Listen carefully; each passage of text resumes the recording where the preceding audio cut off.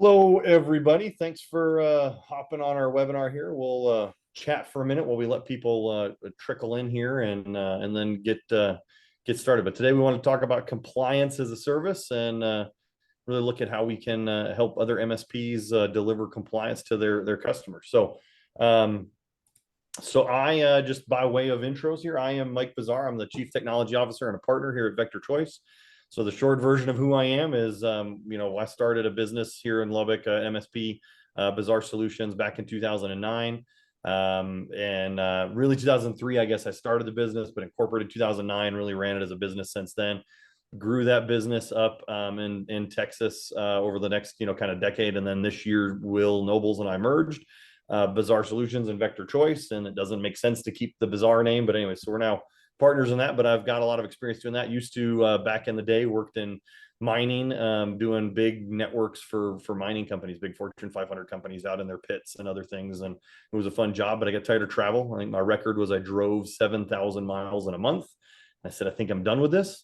And so that was when I kind of started the business. And so I've been doing that for quite a while and just been building it up. And then on the call with me as well, I have John DePero, who has got a lot cooler credentials than I do. So John was U.S. Don't Army. believe it. What's that? Don't believe it. Yeah, that's it.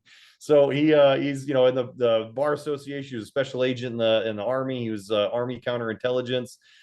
He's now been retired, but he's got a couple of decades of security and risk management that he's done. And most of his time in the Army, he was dealing with counterintelligence and special agent.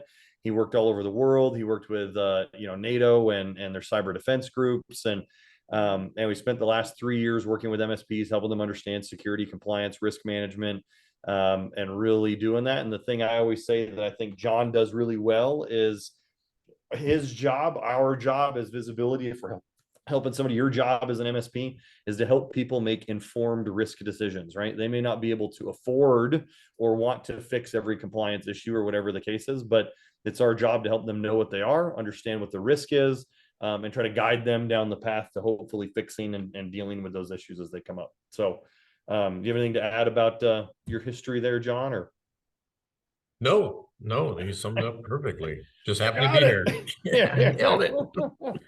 So if you guys want, Will wrote, Will's the CEO of Vector Choice. And so he wrote the compliance formula and its successful strategies of CMMC compliant companies. And you guys can order your copy of that off of Amazon. That QR code will take you there, or you can just go hunt it up on Amazon under the compliance formula.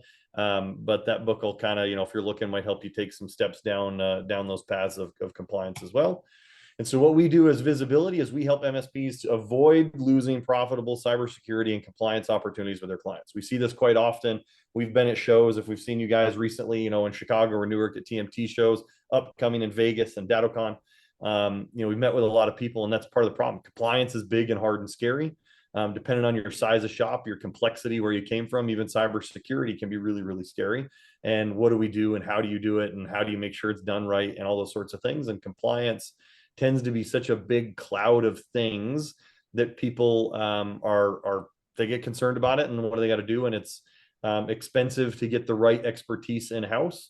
And so we can certainly help with that. And so that is what we do as visibility. If you're on this call and you're not an MSP, we've got another sister company that can help directly with that. But I say this of, why visibility, why us, is the mission of visibility is not to go compete with MSPs. We are there to help with MSPs, and that's what we really want to do. That's what we're out there trying to get us. How do we help your MSP deliver these white label different services that we offer, right? And so we really want to go out there and help you compete with the mega MSPs, the larger MSPs. How can you go out and get those deals and pull in that stuff? John, I've heard you use this example several times, and I just throw it out there because it's a big number, but like, we're working with a client, and there's a chance we could get something like $75,000 worth of office licensing because they have to move into the government office licensing to be compliant for the deal. And then there's going to be other projects attached to that. And I bet there's some people on this call that don't even have $75,000 worth of MRR, right? Like, how do you go compete with big guys? Well, if you can bring somebody in who can help do that, it can make you seem and feel a lot bigger. You can add capability in. And then we've got a lot of guys on here as well. John DePero, Jeff Farr, like other people that have helped. Myself, Will, like we coach a lot of MSPs as part of TMT, and really try to help people improve their business on it. And so visibility is that piece that we've got now that we can help really address these compliance issues. and look through that. So a couple of quick services that we offer is, we can do white labeled compliance as a service. We can do audits. So not ongoing. We've done a bunch of these recently where we'll go in and say you have somebody who has an FTC guidelines or a CMMC deal or something like that. We can help do an audit and figure out where they are in a compliance roadmap. We can do security as a service and help do that. We can do outsourced tech support in terms of level 1, level 2, help desk as a service, coaching. We can help do some of those sorts of things. And just kind of help through some of those. So we're trying to help fill in some of these nooks and crannies that can be really hard pieces to do, and fill those in. And so compliance as a service, that's what you guys are here for. This is what we're really talking about. Today, we've got just a constant change, regulatory environment. It's constantly changing. Things are getting added all the time.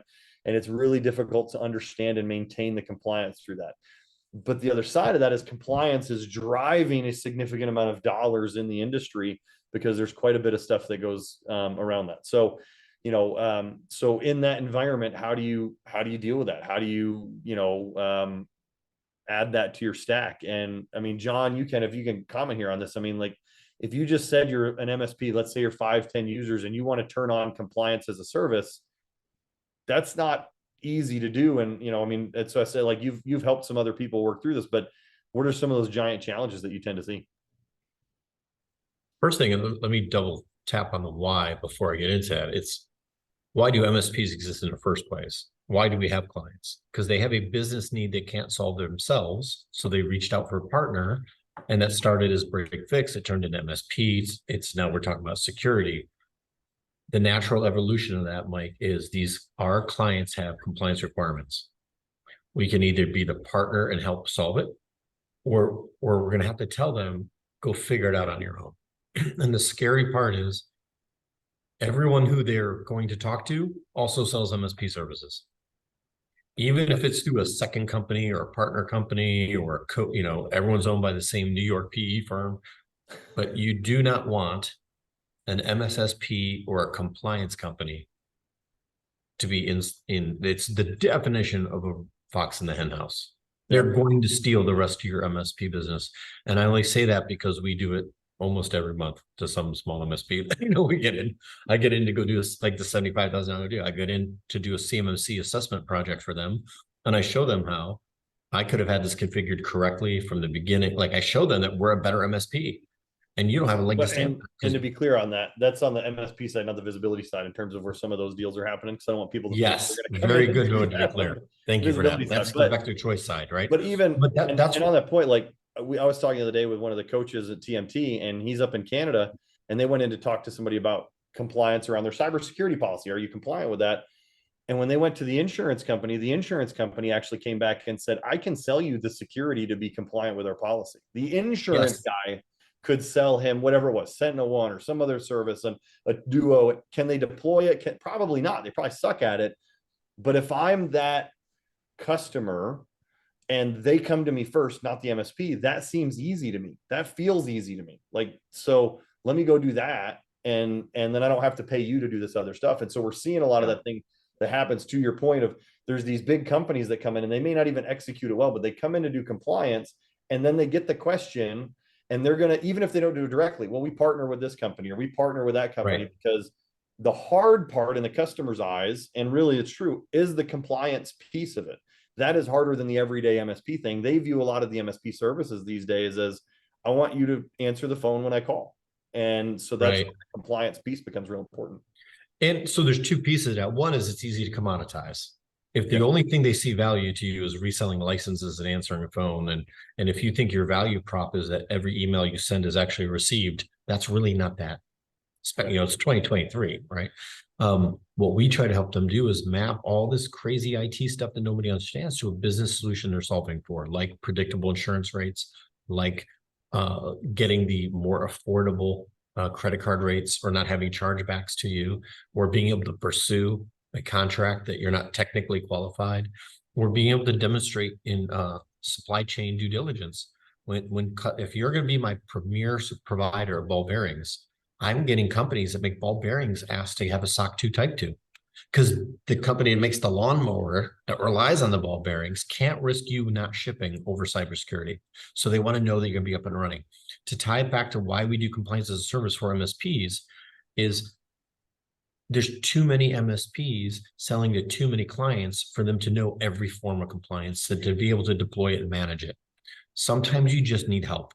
Sometimes you just need a lifeline to say, this guy's asking me about SOC 2 Type 2. I've never taken a client from 0 to SOC 2 Type 2. How do I sell it? How do I price it? How do I scope it? And that's what we're here to do, is to be that. And we use the term white label. I know that invokes emotional response in our industry, but that white label, or done for you security and compliance and help desk services, to not tell you, hey, your client failed to scan. That's there's no value in that. Yeah. We're helping you architect the solution to get them compliant and keep them there, so they never have to call another company. Yeah. And I think too, kind of to the point you just said a little bit there, like, here's the types of compliance, and this probably isn't even the exhaustive list, right? There's, you got a bunch of different state laws. How many of you guys know the Texas state laws around data privacy? Okay, well, how many of you know the ones around Alabama? How many of you know Arizona? How many you know, like, how many you know the New York Shield Act? You know, all of these different state laws that are out there. And then there's HIPAA. And so, to John's point, maybe you've done a lot with medical and you feel really comfortable with HIPAA, but then you have some accountants, and do they fall into FTC safeguards? And what is that? And how do you deal with that? And what is that? And that's different. Or maybe there's people you have that deal with European customers. So if you have customers in Europe, you need to comply with GDPR. How do you comply with that? You know, so there's all these different pieces of compliance, and often you might be good at a piece of it, but you might need help with the other parts of it, whatever that might look like. And so that's the stuff where we can come in and help really try to dissect those things that are bigger and odd, like SOX or PCI, or, you know, SOC 2. Like, those things are hard to do. CMMC is really, really hard to do. And so even if you feel like you have a handle on some of the easier things, these bigger ones can be big and scary. And that's what we want to kind of talk about and be able to go into, and kind of skipping me to go back and talk about that. But, you know, like, what we do is compliance as a service. And so, John, I'll kind of let you talk to some of these things as well. But, you know, like, it really is, as compliance as a service, here's the pieces we want to lay out. Here's what we want to help you do. Here's what we want to go back and do, because this is what you need to be compliant. And the beauty is we can provide a lot of this through you, so it looks like you, and the customer thinks it's you. That's back to the white label. And that's what we want to be, is you can bring us on as the experts, as you. And that's the real beauty of it, because now you can have this conversation and you maintain that. And now you can have a conversation with your customer about business things and not about IT things, because quite often we all get wrapped up as IT guys in the ones and the zeros. And if we're wrapped up in the ones and the zeros, the truth is the customers want to talk about, what's the business case? What's it going to cost me? What's it going to be down the road? That's the issue that they really want to talk about. And compliance is a piece of that. And so, yeah, John, I don't know if you want to kind of talk through a couple of these things here, since, you know. Sure. And this is not like just like this, the acronyms on the previous slide. It's not all, like, not a total list. They're just some big bucket types of ideas. And, you know, and the problem with compliance is every individual item is usually not that hard. One thing is not that hard, but there's 1,100 of them. And you have to do it every month or every quarter. And then as soon as you have it down, they change it. Like, it's, and what I typically find, Mike, is I very rarely come across a client who only has one compliance requirement. Yeah. Think of your small dentist. We think HIPAA, and we think, yeah, but doctors don't care about HIPAA. And we'll go in another presentation about how we get over that hurdle, right? And that's something Visibility helps our partners be prepared for those sales call. But every dentist takes credit cards. Yeah. They have to be PCI compliant. Every dentist has insurance. So when we look at this as a service model, we say, we're going to understand your business goals. Your business goal is not to buy MFA. Your business goal is that if you have an issue and you have to file a claim, it gets paid. Your goal is not to have network segmentation. The goal is to be able to pay 4.5% per credit card transaction instead of 5.5%, right? That's what we help MSPs learn, is how to position this as business enabling. And it also kind of moves the bad guy, if you will, out of the discussion from, you know, my QBRs are just my IT guy always trying to sell me something new, to me asking you, what is your definition of success? Oh, you know, you don't have 3 of the things you need to meet your own definition of success, right? I'm at a conference right now, Mike. I presented and spoke on a panel for a visibility partner. This is an MSP, and they've got 30 or 40 companies here that are current and prospective clients. And we came here to help their clients and their prospects understand what their compliance and security requirements are, not just today. Where do you think your business will be in 18 months, 36 months? Plan that spend. So IT becomes a critical business function that they budgeted for, not something I'm always calling you saying, hey, Mike, we're looking to save some money across the board. We got to lower our IT spend. When we all know IT is going to cost more next year than it does this year, and the following year, and the following year. Yeah. No, and I think that's it. So kind of hitting on this list too, because as you said, like, just a quick overview, a lot of the service we do, right? We'll figure out what that selection of that control is. Is it PCI? Is it HIPAA? Is it whatever? Build that GRC site. Well, that's kind of at the end of it, but overviews here, right? But we'll build the GRC site so that we can populate it. Because back to your point, if there's 1,100 easy things to do all the time, you got to track it. You have to make sure that you know what's going on. You have to do, because the other thing we see a lot of that gets missed in compliance is the governance. I did it once. I gave you a policy once. I did a thing once, but a lot of the governance is, can you do it continually, and can you prove it? And that's the big piece that can be, one, difficult if you don't build it correctly. Two, how do you track through all of that? And it can just be daunting to say, I want to build this site. I know nothing about compliance, and it can feel big and daunting. And so that's where we can hopefully come in and help and move that along and get things sorted out for you, as well as we kind of go through, do that, and do the things like, do they need written policies? Is there monthly requirements for reporting? Are there anything around there? And what does that look like? So, why you have to start, and I think we've kind of talked through a lot of these different things here, right? Is one, you want to make money. That's what we all really, really want to do, is how do we make money? What does that look like? How are we going to get people to give us more dollars and be more sticky? Protect clients is a big thing. If you've got all these compliance pieces and other things, we want to make sure we're protecting clients and doing what we need to protect them and keep them out of harm's way, so to speak, from whether it's the government or hackers or bad guys. And the compliance piece is usually both, right? You need to be compliant because that makes sure you have better security. You also need to be compliant because you don't want somebody to sue you or the government regulators to show up and shut you down because things didn't happen. And then to retain clients, as we see more and more people push into these spaces, that's where the retain is going to be a big thing, right? We want to make sure we retain our clients, and you don't open the door. You don't give the opportunity for somebody who's selling insurance to sell security to your customer. We don't want that. You don't want somebody that has to go out and get a CMMC audit done. So they hire somebody who does that. And then at the time that they're hiring those, they go, hey, here's all these IT problems that we need to go do to implement. Do you just want us to do that? Right? Like that kind of stuff happens. And so that's where you want to be able to retain clients, and compliance can be a big piece of helping put that kind of roadblock in, or the stickiness in, to hold them to you. I'm dead agreement. It's absurdly sticky. And actually, if you're doing it right, all those sales presentations actually come to you, not to the actual owner. They're like, oh, send that off to my IT guy, my security guy. So actually, we get requests from competitors to try and sell into our clients. It's kind of, we have our eyes on it, right? There's another piece of the make money, though, I want to hit on. Between Mike, Jeff, Will, and I, without exaggeration, we speak to hundreds of MSPs a week, right? I mean, I'm not exaggerating that. I mean, it's hundreds of MSPs a week. And a theme I hear a lot is, John, that's great, but my clients won't spend money on it, right? I hear MSPs say, oh, Will, that's great, MSP offering, but my clients won't spend 150 a month, or, we keep hearing that, right?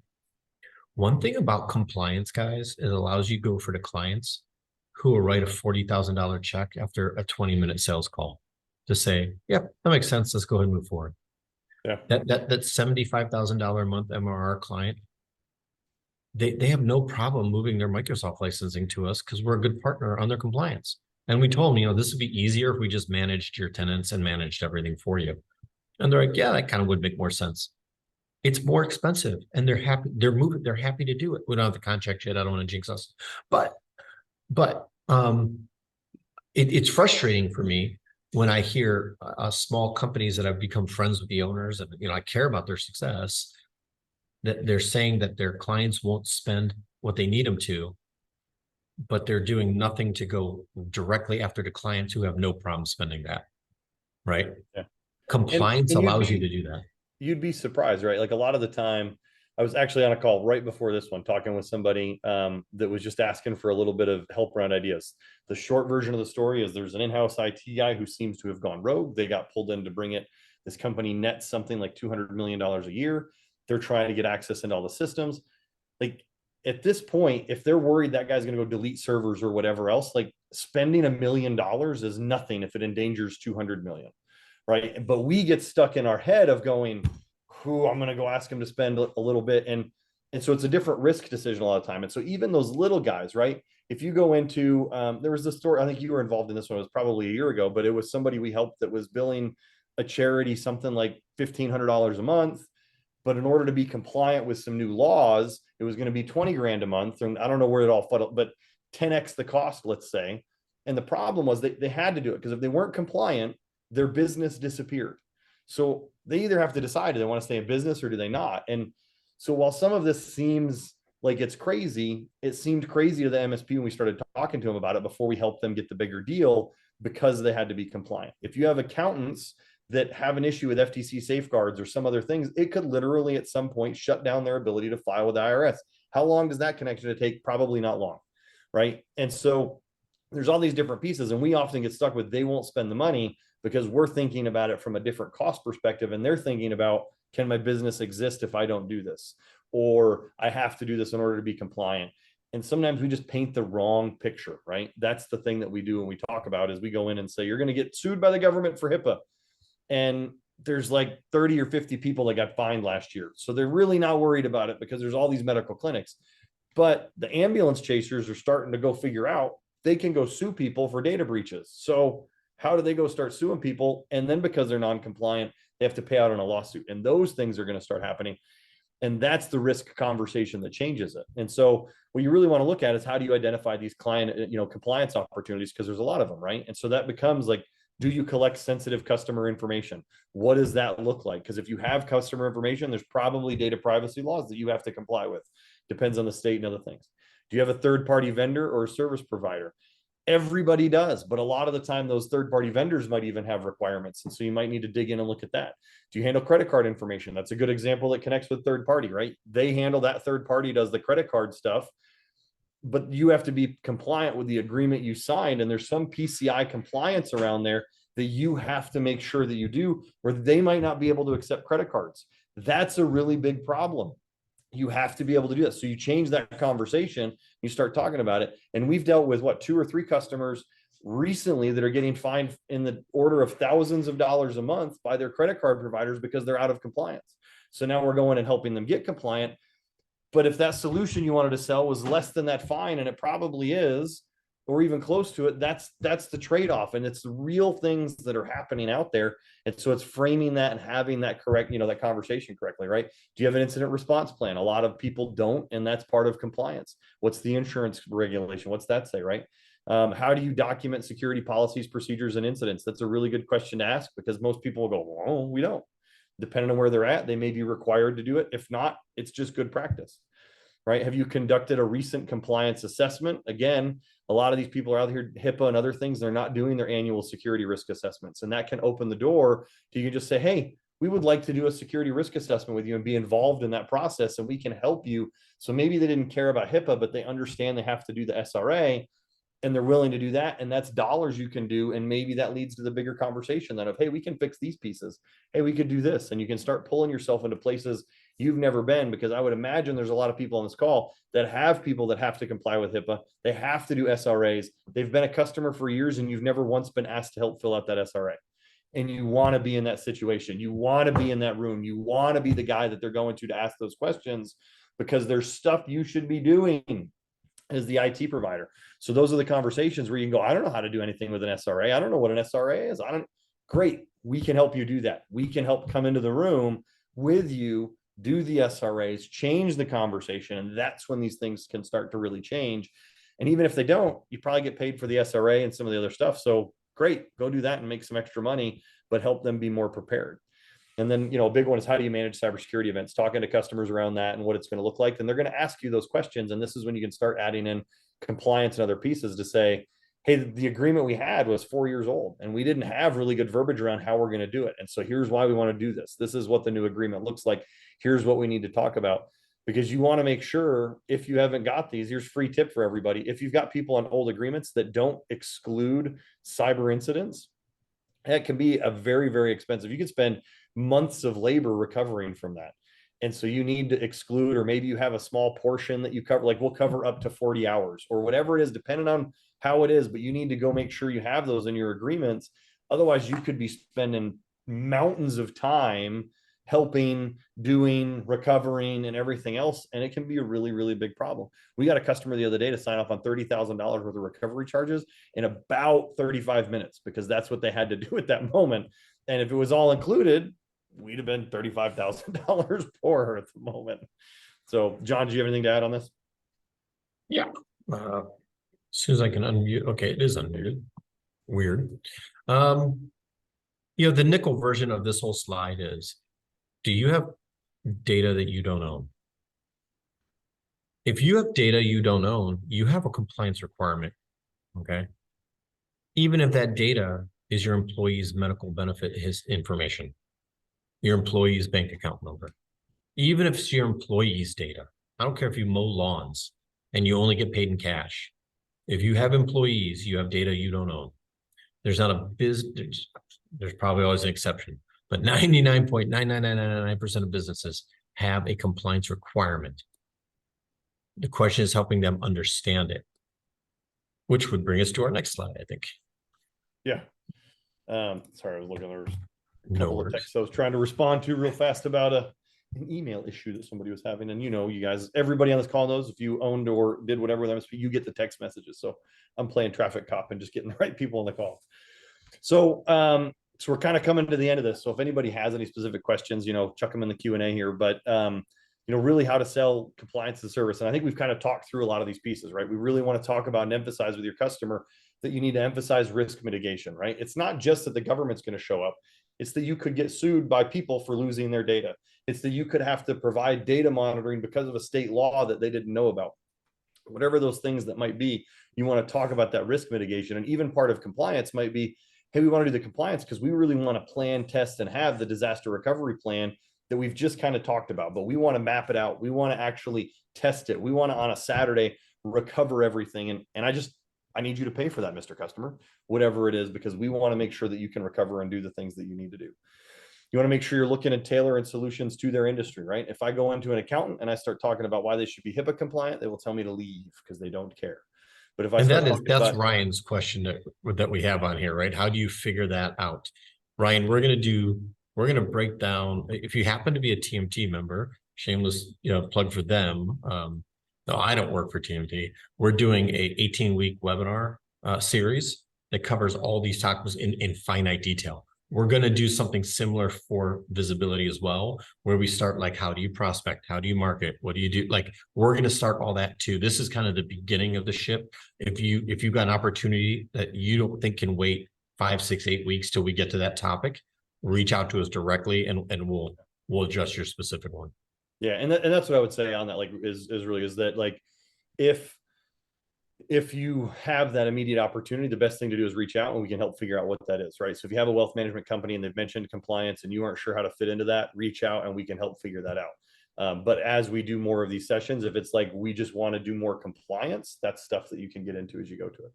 So you really want to look at, how do you dive into, tailoring the solutions to their industry, looking for those comprehensive compliance management. Again, what platforms can you use to really look at that? And we can help with those pieces. That's a big part of what we're doing, is help doing that.